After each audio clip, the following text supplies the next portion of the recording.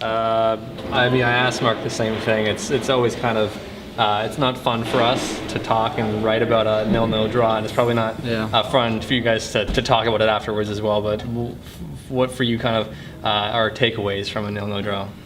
Yeah, I mean, maybe for the media it's not the best, but as players, coaches, and a club, it's not a bad thing. You know, sure. to have now 3 in a row without conceding, it's pretty impressive, I think, and it's especially at home. You know, so I guess now teams, hopefully we can build that up, and teams will know that whenever they come to TD Place, they'll be in for a really tough game, and it's tough to score here. So I think we just have to build on that and take all the positives that come from 3 shutouts in a row, and now try and translate that into scoring some goals, and we'll be in every game. It's a big part, obviously, that you're playing in this.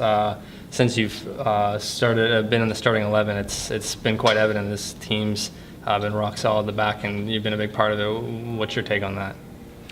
Oh yeah, I mean, it's no secret that I was very disappointed to be left out of the first few games of the year, and Mark would be the first to know that too. You know, we had a lot of discussions about it. I wasn't pleased about it, and it just feels good to be back in there now, and for the team to be doing well. And you know, we have a real deep team, and we have a small squad, but we have everybody can play, and you know, it's competitive. So to finally get in there and have earned that spot for now, that, you know, it feels good, and I'll just have to keep working hard to try and keep it. That's the takeaway, like from 0-0, 1-0 games, is the fact that you guys are looking like rock solid in the pack. Yeah, I guess. Yeah, you know, it's. If you're tough to beat, we're always in every game, right? If Nicky had scored that, or if Carlos had gone in, if it wasn't for a good performance by John Smits, we could be talking here 1-0, 2-0 up. Yeah.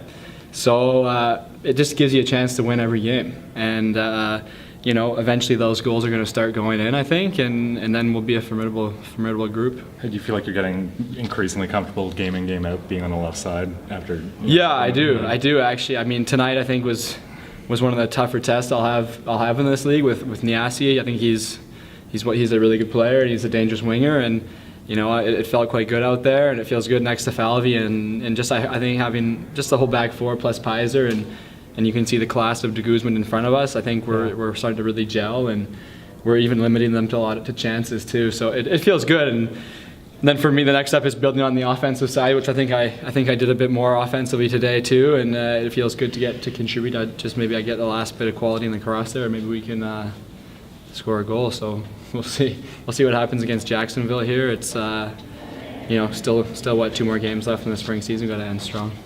There's a bit of rivalry with FC Edmonton, so what was your biggest frustration tonight? Yeah, I think whenever we play Edmonton, it's a tough game. You know, they never give in. You know, you're never going to be in for anything easy against them, and it is a bit of a rivalry. It feels like they've had our number recently. They seem to, you know, do well against us. So it's frustrating to have had a good performance tonight, I think, and not to have come away with the win, especially at home.